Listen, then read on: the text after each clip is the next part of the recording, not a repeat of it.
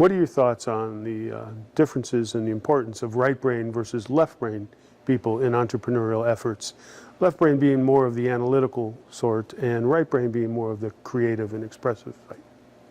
It's honestly a little bit emotional for me because I guess I would be the left side of the brain because I am a nurse. You know, creativity and business owning and starting a business is not something that I would ever be confident to do. I would never, I'm not kidding you, I would have never, this would never have been my life if I hadn't met the Hunsader family. And I'm so, so thankful that I had because I've grown so much and I've been stretched so much. But it's proof that both sides of the brain can do this.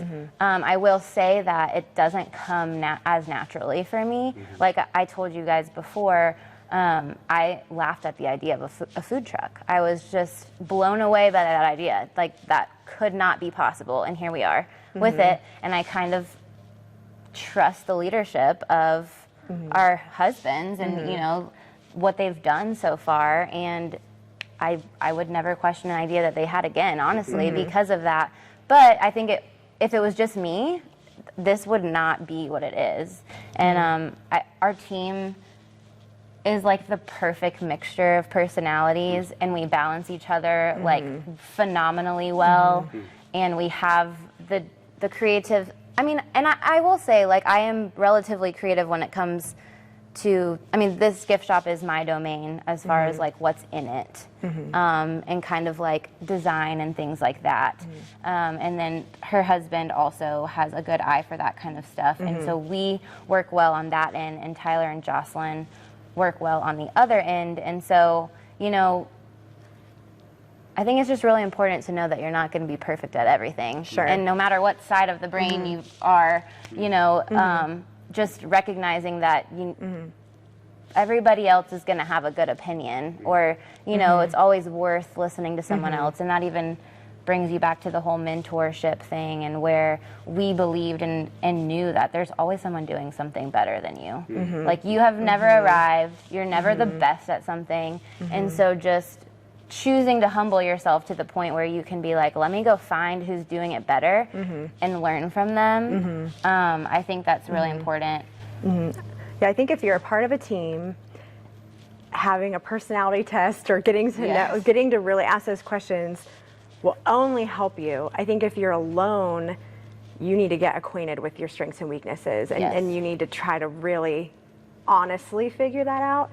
I think I came into this world thinking I knew what I was good at and what I was bad at, and maybe in a different setting that was true, but here I've really been surprised at the areas I've actually more naturally fallen into, because I do come from more of a creative background, but I take a little bit of lead on like on accounting, which I would have laughed at a couple years ago, and marketing, which makes more sense for my background. But at the end of the day, I'm the one who gets exhausted and needs to get away from people before her. And I would have never guessed that about myself, and that's why I will withdraw to my office kind of and do the office things, which is not who I thought I was before this setting. And so I think we've learned a lot about all of us, and I think each year, lovingly, we've come to identify like strengths and weaknesses in each other, and it's kind of become a joke between the two of us, and we can kind of talk about it now pretty openly of like, I am feeling at this, or I think you'd be better at this, and it's become, I think, a strength of our team. And that probably comes with being a family as well, where there is just a level of honesty with each other, and we know each other very well, and so it's a little bit, we're able to be more vulnerable with each other, which has become a strength. Well, and it is so true, because naturally you would think a nurse falls into the more analytical side, and you know, your background would fall into the more creative side. But then, you know, if we let that define our roles, we would be in opposite roles right now. And so I think even just like, don't focus too much on that. Don't focus too much on, you know, the boxing yourself into, I am this, I have to stay in this lane. because we are in completely opposite roles than what like the side of our brain would say that we should be in as we function in this business. Sure. So yes, the last 3 years of my life was call after call to help with, you know, someone fell or got stung by a bee or XYZ, and, you know, being able to have me here, I think for like the guys and for everybody has been kind of a sort of a comfort just to know like what to do, and, you know, 9 times out of 10, it's not a big deal. Right. But, you know, as our business grows and I'm an owner, their liability is a really big deal, and the last thing I want to do is, you know, tell someone they didn't break their finger, but they did, and they sue us because I'm a nurse and an owner. So it's complicated. I've actually talked with the board of nursing about it and have found that it is best that I don't intervene. Practice. Yes, I'm not, unless it is a true emergency. So it's been really interesting, and it's true, because you don't go to an orchard and expect full medical care, even though that's like what my heart wants to do. Right. And so it is really hard for me, actually, personally. But all of that being said, I am able to empower our staff on how to handle, you know, minor medical things like a bee sting or XYZ.